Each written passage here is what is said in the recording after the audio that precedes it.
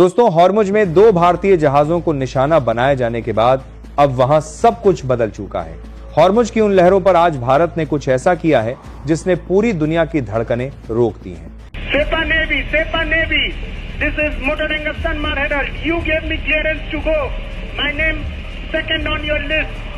You gave me clearance to go. You are firing now. Let me turn back. ये शब्द केवल एक कप्तान के नहीं हैं, बल्कि उन 2500 भारतीयों की पुकार हैं जो आज समंदर के बीचों बीच अनिश्चितता के साए में खड़े हैं। क्या आपको लगता है कि भारत के बढ़ते कदमों को कोई इस तरह रोक लेगा? क्या आपको लगता है कि 2026 का यह नया भारत अपनी संपत्ति और अपने लोगों को इस तरह संकट में छोड़ देगा? बिल्कुल नहीं।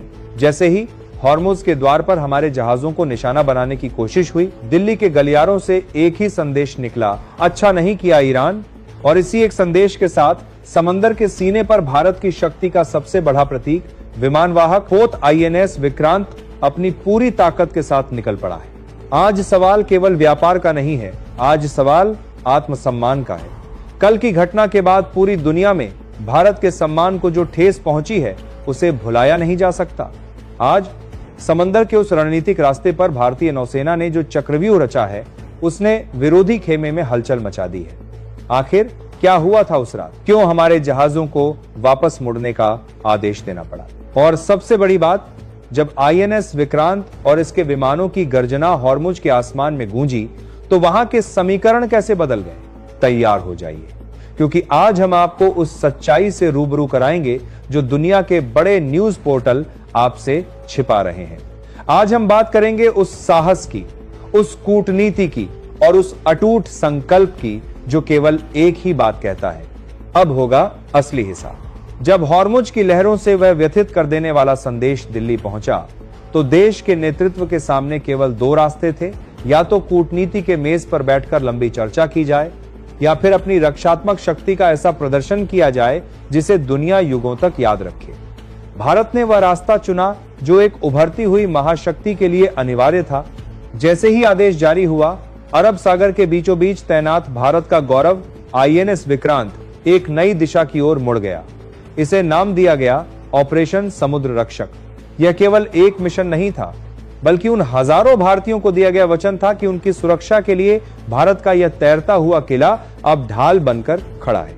सोचिए उस दृश्य को, जब रडार की स्क्रीन पर एक विशालकाय आकृति उभरी और हॉर्मुज की निगरानी करने वाले तंत्र में खलबली मच गई। विक्रांत अकेला नहीं था, इसके साथ चल रहे अत्याधुनिक विध्वंसक जहाजों ने अपनी रडार प्रणालियों को पूरी तरह सक्रिय कर दिया था, जिससे उस पूरे क्षेत्र की हर छोटी से छोटी हलचल अब दिल्ली में लाइव देखी जा रही थी। ये पहली बार था जब भारतीय नौसेना ने इतनी सघनता के साथ अपनी उपस्थिति दर्ज कराई। विक्रांत के डेक पर खड़े MiG-29 के विमानों के पायलटों की आंखों में वह चमक थी जो केवल अपने देश की सेवा के संकल्प से आती है। वे केवल उड़ान भरने के लिए तैयार नहीं थे, बल्कि वे उस अदृश्य दीवार को ढहाने के लिए तैयार थे जो हमारे व्यापारिक जहाजों के सामने खड़ी कर दी गई थी। लेकिन विक्रांत की यह मौजूदगी केवल शक्ति प्रदर्शन नहीं थी, यह कूटनीतिक शतरंज की बिसात थी। विक्रांत ने अपनी पोजीशन ऐसी जगह चुनी जहां से वह हॉर्मुज के संकरे गले पर पूरी नजर रख सके। वहां मौजूद अन्य विदेशी नौसेनाओं के लिए यह एक स्पष्ट संदेश था, भारत के हितों को छूना अब नामुमकिन है। समुद्र की उन खारी लहरों पर आज एक नई इबारत लिखी जा रही थी। जहां एक तरफ भारतीय मालवाहक जहाजों के नाविक उम्मीद से विक्रांत की ओर देख रहे थे, वहीं दूसरी तरफ वो ताकतें जो भारत की प्रगति को थामना चाहती थीं, अब अपनी अगली चाल चलने से पहले 10 बार सोचने पर मजबूर थीं। आखिर क्या था विक्रांत का वह गुप्त सुरक्षा घेरा, और कैसे बिना एक भी शब्द कहे भारतीय नौसेना ने उस पूरे क्षेत्र के दबाव को अपने पक्ष में कर लिया? दोस्तों, आगे जो सच मैं आपको बताने वाला हूं, उसे सुनकर शायद आपकी रूह कांप जाए, लेकिन उससे पहले मेरा आपसे एक सीधा सवाल है। क्या आपको नहीं लगता कि जब हमारे देश के वीर जवान समंदर की उन खौफनाक लहरों के बीच हमारे नागरिकों के लिए दीवार बनकर खड़े हैं, तो उनके सम्मान में इस वीडियो पर एक लाइक तो बनता है? आपका एक लाइक उन बहादुरों के लिए हमारी एकजुटता का प्रमाण है। और हां, अगर आप भी उन स्वाभिमानी भारतीयों में से हैं जो मानते हैं कि भारत की तरक्की को रोकने वाली हर साजिश का जवाब अब ईंट से नहीं बल्कि पत्थर से दिया जाना चाहिए, तो अभी के अभी कमेंट बॉक्स में जय हिंद लिखिए। आपकी ये गूंज आज उन लोगों तक पहुंचनी चाहिए जो समझते हैं कि भारत को दबाया जा सकता है। अगर आप हमारे चैनल पर नए हैं और ऐसी ही अनसुनी और सच्ची खबरें देखना चाहते हैं जो मुख्य धारा की मीडिया आपसे छिपा रही है, तो अभी सब्सक्राइब बटन दबाकर बेल आइकन ऑन कर लीजिए, क्योंकि यहां हम खबर नहीं हकीकत दिखाते हैं। चलिए अब बढ़ते हैं उस डरावने खुलासे की ओर कि आखिर उन जहाजों के साथ समुद्र के बीच में क्या खेल खेला गया। तारीख 18 अप्रैल, समय दोपहर के करीब, जब दुनिया की नजरें व्यापारिक आंकड़ों पर थीं, तब हॉर्मुज के संकरे जलमार्ग में भारत के गौरव पर एक ऐसी चोट की गई जिसकी कल्पना किसी ने नहीं की थी।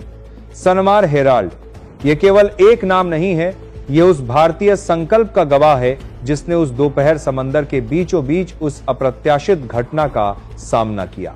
सोचिए उस कप्तान की मानसिक स्थिति जिसने कुछ ही मिनट पहले आधिकारिक अनुमति ली थी, लेकिन अचानक उसे अपनी दिशा बदलने पर मजबूर किया गया। वह केवल एक जहाज नहीं था, उसके साथ 24 अन्य भारतीय मालवाहक जहाजों का एक पूरा बेड़ा था। करोड़ों डॉलर का ईंधन, देश की ऊर्जा सुरक्षा और सबसे बढ़कर 2300 भारतीयों का जीवन, सब कुछ एक पल में दांव पर लग गया। लेकिन जो हुआ वह केवल भौतिक प्रहार नहीं था, वह एक अत्याधुनिक तकनीकी घेराबंदी थी। हमारे नाविकों ने रिपोर्ट किया कि अचानक उनके नेविगेशन सिस्टम ने काम करना बंद कर दिया।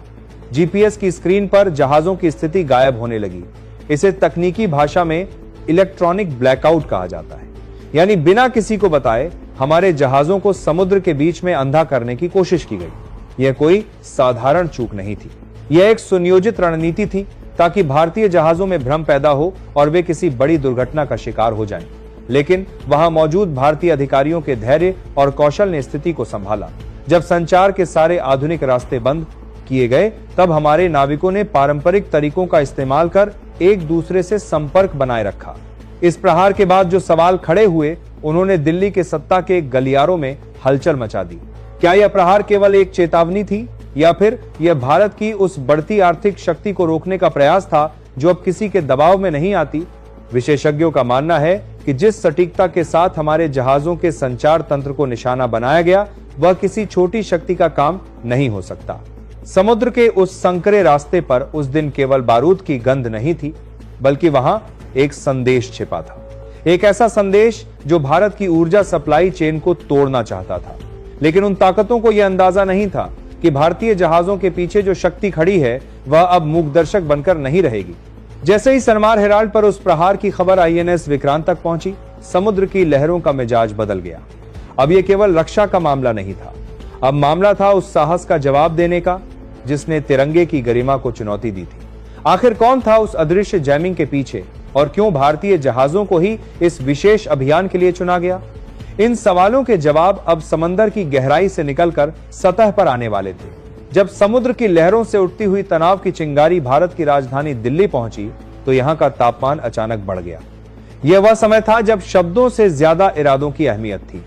जैसे ही विदेश मंत्रालय के पास उन 25 जहाजों और 2300 भारतीयों पर आए संकट की विस्तृत रिपोर्ट पहुंची, भारत ने अपनी कूटनीतिक मेज पर वह तेवर दिखाए जो हाल के दशकों में नहीं देखे गए थे। बिना किसी देरी के ईरान के राजदूत को आपातकालीन संदेश भेजकर तलब किया गया। आमतौर पर कूटनीति में तलब करना एक औपचारिक प्रक्रिया होती है, लेकिन उस शाम साउथ ब्लॉक की दीवारों के पीछे जो हुआ वह औपचारिकता से बहुत परे था। सूत्रों के अनुसार भारत का रुख इतना कड़ा था कि सामने वाले खेमे को सफाई देने का मौका तक नहीं मिला। भारत ने 2 टूक शब्दों में स्पष्ट कर दिया, हमारे नागरिकों की सुरक्षा और हमारे जहाजों की गरिमा के साथ कोई भी समझौता असंभव है। भारत ने केवल स्पष्टीकरण नहीं मांगा, बल्कि उन सभी तकनीकी डेटा और आदेशों की मांग की जिनकी वजह से भारतीय बेड़े को निशाना बनाया गया। यह केवल एक द्विपक्षीय बातचीत नहीं थी, यह 2026 के उस भारत का संदेश था जो अपनी स्वतंत्र विदेश नीति पर गर्व करता है। भारत ने स्पष्ट संदेश दिया कि अगर हॉर्मुज जैसे अंतर्राष्ट्रीय जलमार्गों पर भारतीय तिरंगे का सम्मान सुनिश्चित नहीं किया गया, तो भारत अपने हितों की रक्षा के लिए किसी भी सीमा तक जाने से पीछे नहीं हटेगा। पूरी दुनिया की मीडिया इस बैठक पर नजर गड़ाए बैठी थी। वैश्विक न्यूज एजेंसियों ने रिपोर्ट किया कि भारत ने ईरान को अपनी अंतिम चेतावनी दे दी है। भारत का तर्क साफ था, अंतर्राष्ट्रीय नियमों के अनुसार किसी भी व्यापारिक बेड़े को इस तरह असुरक्षित नहीं किया जा सकता। लेकिन इस कूटनीतिक गर्माहट के पीछे एक और बड़ा रहस्य छिपा था। क्या यह केवल एक सुरक्षा चूक थी या फिर दिल्ली को कुछ ऐसा पता चल गया था जो अभी तक सार्वजनिक नहीं हुआ था? जैसे जैसे घड़ी की सुइयां आगे बढ़ रही थीं, यह साफ होता जा रहा था कि भारत अब केवल मेज पर बातचीत नहीं करेगा। राजदूत की उस पेशी के ठीक बाद विक्रांत को नए और निर्णायक निर्देश भेजे गए। दिल्ली ने संकेत दे दिए थे कि अगर बातचीत से रास्ता नहीं निकला तो समंदर की लहरें खुद अपना न्याय करेंगी। अब दुनिया की सांसें थमी हुई थीं, क्योंकि हॉर्मुज के द्वार पर एक तरफ कूटनीति की मेज सजी थी और दूसरी तरफ भारत की नौसैनिक शक्ति का सबसे बड़ा प्रतीक अपनी पोजीशन ले चुका था। अब सवाल यह नहीं था कि क्या होगा, सवाल यह था कि भारत का अगला कदम उस क्षेत्र की तस्वीर को कैसे बदल देगा। जब दिल्ली में कूटनीति की बिसात बिछी थी और आईएनएस विक्रांत अपनी पोजीशन ले रहा था, उस वक्त उन 25 जहाजों पर क्या गुजर रही थी? कल्पना कीजिए उन 2300 भारतीय नाविकों की जो अपने घर से हजारों मील दूर समंदर के उस हिस्से में फंसे थे जिसे दुनिया का सबसे खतरनाक मोड़ कहा जाता है। वहां समय जैसे रुक गया था। जहाजों के इंजन शांत थे, संचार के साधन सीमित थे और चारों तरफ केवल अनिश्चितता का पहरा था। लेकिन ऐसे कठिन समय में भी उन नाविकों ने जो दिखाया वह भारतीय चरित्र का असली परिचय है। जब चारों तरफ से घेराबंदी की खबरें आ रही थीं, तब भी उन जहाजों के डेक पर घबराहट नहीं, बल्कि एक अटूट अनुशासन था। भोजन और पानी की आपूर्ति को लेकर चिंताएं बढ़ रही थी। समुद्र के बीच में संसाधन सीमित होते हैं और जब रास्ता बंद हो तो हर बीतता घंटा एक बड़ी चुनौती बन जाता है। लेकिन इन नाविकों ने हार नहीं मानी। उन्होंने आपस में राशन का बंटवारा किया और यह सुनिश्चित किया कि बेड़े का कोई भी सदस्य खुद को अकेला महसूस न करे। उन नाविकों के परिवारों के लिए यह समय किसी अग्नि परीक्षा से कम नहीं था। भारत के कोने कोने में, केरल से लेकर पंजाब तक और बंगाल से लेकर गुजरात तक हजारों घरों में दुआओं का दौर जारी था। लेकिन उन परिवारों का अटूट विश्वास केवल एक ही शक्ति पर था, भारत की सेना और भारत की सरकार।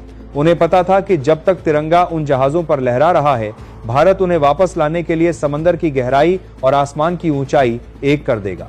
नाविकों ने रिपोर्ट किया कि अंधेरी रातों में जब वे ऊपर आसमान की ओर देखते थे तो उन्हें कुछ विशेष प्रकाश दिखाई देते थे। ये भारत के अत्याधुनिक टोही विमानों के संकेत थे जो निरंतर उन पर नजर बनाए हुए थे। यह एहसास कि देश उन्हें देख रहा है, उन्हें वह मानसिक शक्ति दे रहा था जिसकी उस वक्त सबसे ज्यादा जरूरत थी। यह केवल एक व्यापारिक बेड़ा नहीं रह गया था, यह भारत के 140 करोड़ लोगों की भावनाओं का प्रतीक बन चुका था। ईरान की नौसेना के साथ वह आमने सामने की स्थिति, जहां फासला केवल कुछ 100 मीटर का था, वहां भी भारतीय कप्तानों ने जिस धैर्य और संयम का परिचय दिया, उसने वैश्विक समुद्री समुदाय को हैरान कर दिया। बिना उकसावे के डटे रहना और अपनी संप्रभुता पर अडिग रहना, यही वह संकल्प था जिसने उन 2300 भारतीयों को एक सूत्र में बांध रखा था। अब सवाल यह था कि यह गतिरोध कब तक चलेगा?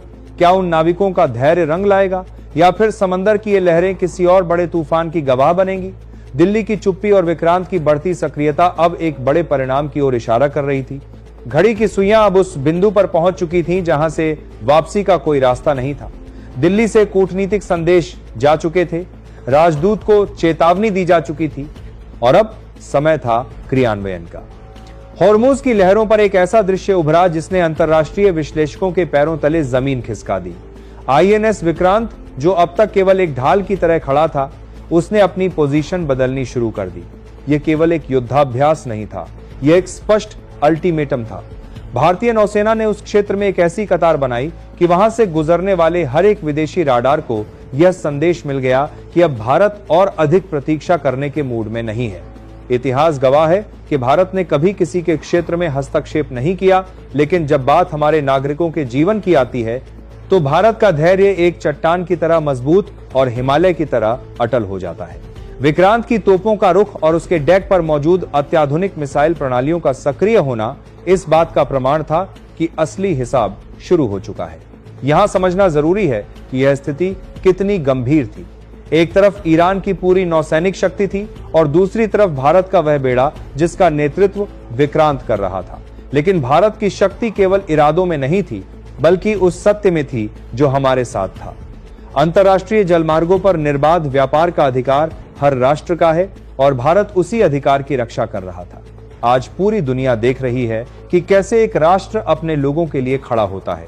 यह घटना केवल हॉर्मुज के बारे में नहीं है, ये आने वाले दशकों के उस नए वैश्विक क्रम के बारे में है जहां भारत की सहमति के बिना समंदर की एक लहर भी नहीं हिलेगी।